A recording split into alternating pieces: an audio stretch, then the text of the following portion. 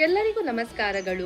ಬಸ್ರೂರು ಪ್ರಾಚೀನ ಕಾಲದಲ್ಲಿ ವಸುಪುರ ಎಂಬ ಹೆಸರಿನಿಂದ ಪ್ರಸಿದ್ಧವಾಗಿದ್ದು, ವಿಜಯನಗರ ಸಾಮ್ರಾಜ್ಯದ ಅವಧಿಯಲ್ಲಿ ಪ್ರಮುಖ ವ್ಯಾಪಾರ ಸ್ಥಳವಾಗಿತ್ತು. ಜಿಲ್ಲೆ ಕುಂದಾಪುರ ತಾಲೂಕಿನ ಒಂದು ಸಣ್ಣ ಗ್ರಾಮವಾಗಿದ್ದ ಬಸ್ರೂರು ತನ್ನ ಶ್ರೀಮಂತ ಸಾಂಸ್ಕೃತಿಕ ಪರಂಪರೆಯಿಂದ ಪ್ರಸಿದ್ಧವಾಗಿದೆ.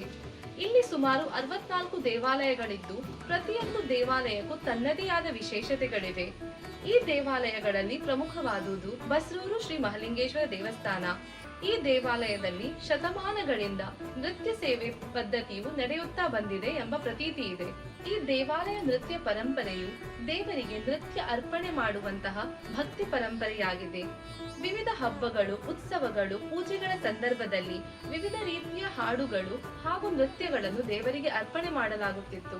ಆದರೆ ಕಾಲಾಂತರದಲ್ಲಿ ಈ ನೃತ್ಯ ಸೇವೆಯ ಪದ್ಧತಿಯು ಮಾಸುತ್ತಾ ಹೋಗಿದ್ದು, ಇತ್ತೀಚಿನ ಪೀಳಿಗೆಗೆ ಇದರ ಬಗ್ಗೆ ಹೆಚ್ಚು ಅರಿವು ಇಲ್ಲ.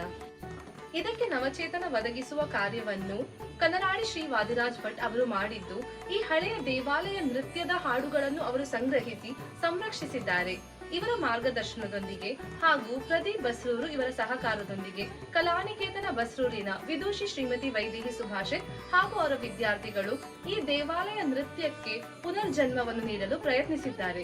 ಈ ಪ್ರಯತ್ನದ ಪ್ರಥಮ ಹಂತವಾಗಿ 20 ಜುಲೈ 2025ರಂದು ಬಸ್ರೂರು ಶ್ರೀ ಮಹಾಲಿಂಗೇಶ್ವರ ದೇವಾಲಯದಲ್ಲಿ ಸಲಹೆನ್ನ ತಾಯಿ ರುದ್ರಾಣಿ ಎಂಬ ಹಾಡನ್ನು ನೃತ್ಯದ ರೂಪದಲ್ಲಿ ದೇವರಿಗೆ ಅರ್ಪಣೆ ಮಾಡಲಾಯಿತು. ನೃತ್ಯ ಸಂಯೋಜನೆ ವಿದೂಷಿ ಶ್ರೀಮತಿ ವೈದೇಹಿ ಸುಭಾಷಿತ್, ಸಂಗೀತ ಸಂಯೋಜನೆ ವೈಷ್ಣವಿ ಮೋಹನ್ ಬೆಂಗಳೂರು, ನೃತ್ಯ ಪ್ರದರ್ಶನ ಕುಮಾರಿ ಶ್ರೀಪ್ರಿಯ ಉಡುಪ ಹಾಗೂ ಹಾಡುಗಾರಿಕೆ ವಿದೂಷಿ ಸುಫಲಿತಾ ಮನ್ಪ್ರೀತ್. ಈ ಸಂದರ್ಭದಲ್ಲಿ ಬಸ್ರೂರು ಶ್ರೀ ಮಹಾಲಿಂಗೇಶ್ವರ ದೇವಾಲಯದ ಧರ್ಮದರ್ಶಿಗಳಾದ ಶ್ರೀ ಅಪ್ಪಣ್ಣ ಹೆಗ್ಡೆ ಅವರ ಪುತ್ರರಾದ ಕಿಶನ್ ಹೆಗ್ಡೆ ಅವರು, ಕನರಾಡಿ ವಾದಿರಾಜ್ ಭಟ್ ಅವರು, ಪ್ರದೀಪ್ ಬಸ್ರೂರು ಹಾಗೂ ರತ್ನಾಕರ ಆಚಾರ್ಯ ಬಸ್ರೂರು ಇವರು ಉಪಸ್ಥಿತರಿದ್ದರು. ಸೃಷ್ಟಿಯೊಳಧಿಕವಾಗಿರುವ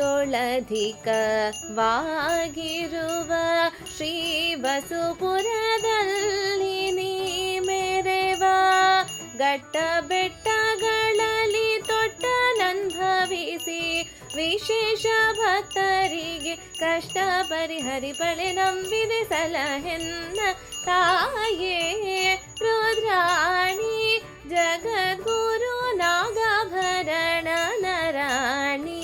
ಮುಂದಿನ ದಿನಗಳಲ್ಲಿ ಮತ್ತಷ್ಟು ದೇವಾಲಯ ನೃತ್ಯ ರತ್ನಗಳನ್ನು ಸಂಶೋಧಿಸಿ ದೇವರಿಗೆ ಅರ್ಪಿಸಿ ಜನತೆಗೂ ಕೂಡ ಪರಿಚಯಿಸಬೇಕೆಂಬುದು ನಮ್ಮ ಆಶಯ. ಇಂತಹ ವೈಭವಶಾಲಿ ನೃತ್ಯದ ಪುನರುಜ್ಜೀವನದೊಂದಿಗೆ ಬಸ್ರೂರಿನ ಧಾರ್ಮಿಕ ಹಾಗೂ ಸಾಂಸ್ಕೃತಿಕ ಪ್ರವಾಸೋದ್ಯಮಕ್ಕೂ ಸಹ ಉತ್ತೇಜನ ಸಿಗಲಿ ಎಂಬುದು ನಮ್ಮ ಆಶಯ. ಧನ್ಯವಾದಗಳು.